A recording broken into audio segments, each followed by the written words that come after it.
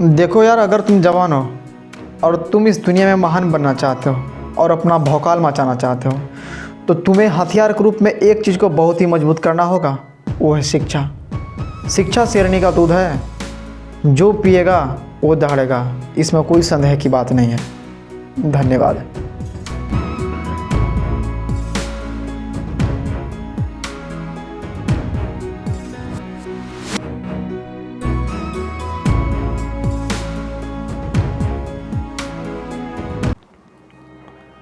A lion is not biggest animal. A lion is not fastest animal. A lion is not the strongest animal. A lion is not tallest animal. But he is still a king because of his attitude. भावार्थ को समझे। कहने का मतलब है कि शेर न तो बड़ा है हाथी के जैसा, और न ही तेज है चीता के जैसा, और न ही मजबूत है बाघ के जैसा, और न ही लंबा है जिराफ के जैसा, लेकिन फिर भी शेर जंगल का राजा है। पता है क्यों?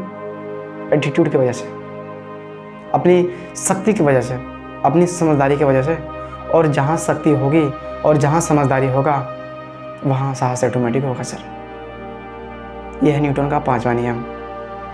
इसलिए अपने जीवन को बेहतर बनाने के लिए, अपने जीवन में साहस और समझदारी को पैदा करने के लिए, विकसित करने के लिए, अपने दिमाग को तेज धार मारने के लिए शिक्षा का होना बहुत ही अनिवार्य है जीवन में। हमारे इस देश में, खासकर बिहार में, शिक्षा का मतलब ही उल्टा है सर। यहाँ के लोग बस शिक्षा को सरकारी नौकरी से तोलते हैं। शिक्षा का उद्देश्य सरकारी नौकरी। और जब से इस देश में शिक्षा का उद्देश्य केवल सरकारी नौकरी और सरकारी नौकर बनना रह गया, तब से देश बर्बाद हो गया। कहने का मतलब है, शिक्षा का उद्देश्य केवल सरकारी नौकरी क्यों, व्यापार क्यों नहीं?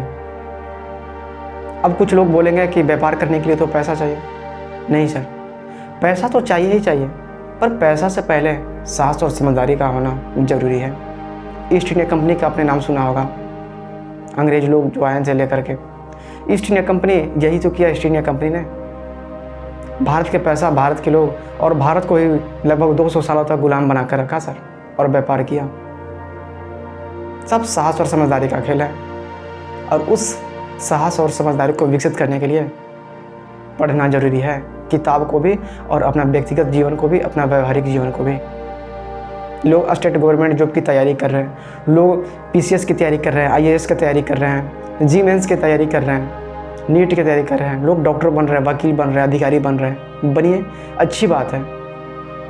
लेकिन बहुत सारे लोगों को कंपटीशन हार्ड होने की वजह से नौकरी नहीं मिल पा रहा है सर, क्योंकि हर 100 में से 98 युवा नौकरी ही लेना चाहता है, वो भी सरकारी।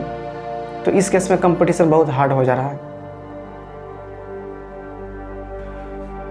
लोगों को नौकरी नहीं मिल पा रहा, लोग निराश हो जा रहे हैं, लोग अपने आप को कमज़ोर महसूस कर रहे हैं। और कई लोग तो अपने समाज और अपने रिश्तेदार के हास्यवृत्ति यानी कि हंसी के पात्र बनने के डर से अपने अंदर आत्महत्या जैसे भावनाओं को प्रेरित कर रहे हैं। तो मैं यही बोलता हूँ सर, क्या शिक्षा किसी को निराशा देती है? क्या शिक्षा किसी को कमज़ोर बनाती है? क्या शिक्षा किसी को आत्महत्या करने के लिए प्रेरित करती है? नहीं सर, शिक्षा का मतलब ये नहीं है। शिक्षा का मतलब मैं बताता हूँ। इस आधुनिकीकरण और निजीकरण जमाने में शिक्षा का उद्देश्य केवल नौकरी नहीं है। शिक्षा समझदारी देती है, शिक्षा ऑब्जर्वेशन करने की क्षमता देती है, शिक्षा साहस देती है, और दुनिया की जितनी भी लड़ाइयाँ हो सब साहस से जीती जाती है। आप एक डॉक्टर बने, आप एक वकील बने, आप एक अधिकारी बने, आप अपना स्कूल खोले, आप अपना कॉलेज खोले, आप एक प्रिंसिपल बने, आप एक टीचर बने, क्या दिक्कत है सर?